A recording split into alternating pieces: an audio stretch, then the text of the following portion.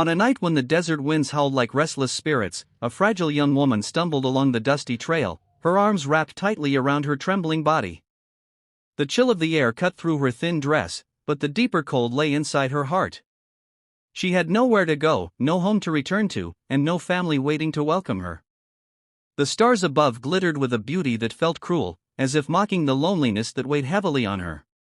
Every step she took felt like dragging her soul across the broken earth, and yet she walked on because stopping meant surrendering. In the distance, she saw the faint glow of firelight flickering beyond a cluster of tall pines. Fear and hope wrestled within her chest. Fear whispered that she was intruding, that she might not be welcomed. Hope whispered louder that maybe, just maybe, someone there would see her not as a burden but as a human being in need.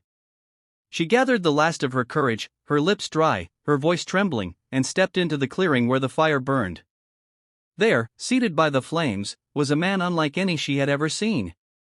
Broad-shouldered, towering, his presence was as strong as the mountains themselves.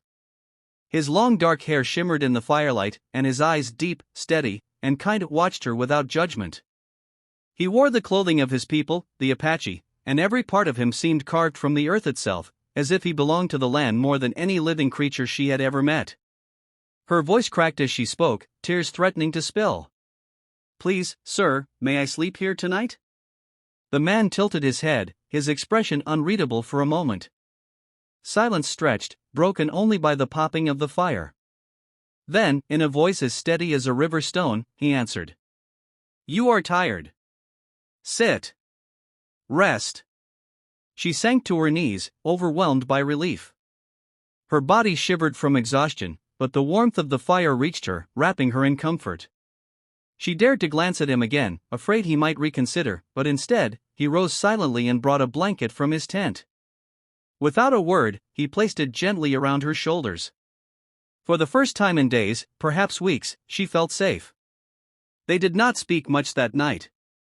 She sat quietly, staring at the flames, while he tended to them with the patience of someone who understood that silence itself could be a form of kindness. When her eyelids grew heavy, she curled beneath the blanket, and before sleep claimed her, she whispered, "Thank you." The giant Apache nodded, though she did not see it. "Rest now. Tomorrow is a new day." Morning came with golden light spreading across the horizon. The young woman awoke to the smell of corn cakes roasting over the fire. She sat up slowly, disoriented, until memory returned. The blanket still covered her, and for the first time in so long, she realized she had slept without fear. The Apache man handed her food, and though her hunger was sharp, she hesitated. "I cannot pay you," she murmured, shame clouding her eyes. He shook his head. "Food is not a debt. Eat." She ate, tears welling in her eyes again, not from sadness, but from the weight of unexpected kindness. No one had cared for her like this in years. As the days passed, she learned the man's name was Dakota. He lived simply, hunting, fishing, gathering, and listening to the whispers of the wind. His life was one of solitude, yet his presence was never lonely, it was full, grounded, and steady. She began to help him with small tasks, fetching water, gathering wood, preparing meals. Slowly, her fragile spirit began to heal. Dakota never asked about her past, but one evening, as the sun bled into the horizon, she found the courage to speak. "I was married once," she confessed, her hands twisting in her lap. "He was not kind. When I left, I thought I could start again, but doors closed. People turned me away. To them, I was a burden, a woman without worth. I walked until my feet bled, until I had nowhere left to turn, until I saw your fire." Dakota listened, his gaze steady, unflinching. "The fire is for all who are cold," he said softly. "The earth does not ask who you are before it gives you air to breathe." His words struck her deeply, breaking something open inside her heart.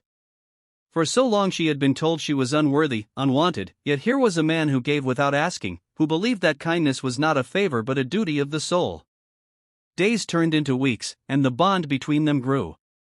She laughed for the first time in years when he told her stories of the stars, tales his people had passed down through generations. He showed her how to listen to the land, how the wind through the trees carried messages, how the river sang of both sorrow and hope. But the world beyond the clearing did not stay silent. One afternoon, as they were returning from the river, a group of travelers approached. Their eyes fell on the woman, and whispers rose among them. One man stepped forward, his tone sharp.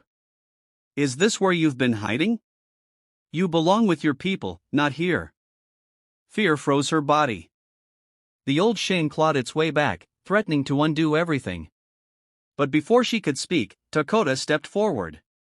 His towering figure blocked her from their view. "She belongs where she is safe," he said firmly. "And she is safe here." The man sneered. "You cannot keep her. She is not one of you."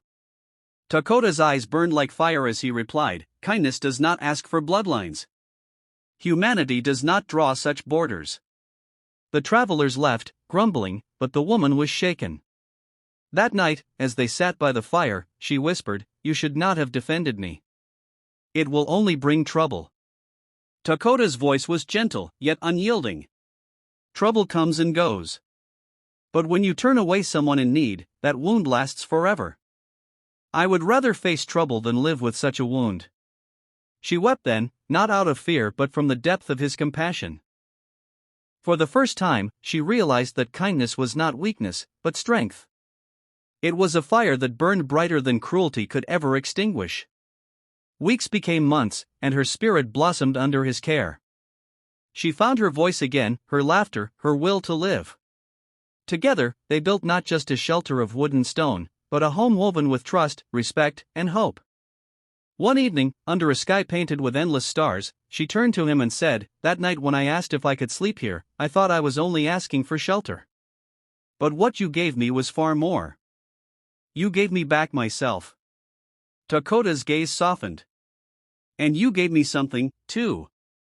I lived alone, thinking silence was enough.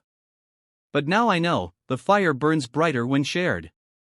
Her hand trembled as it reached for his, and when he took it, the warmth between them was not just of skin, but of souls recognizing one another.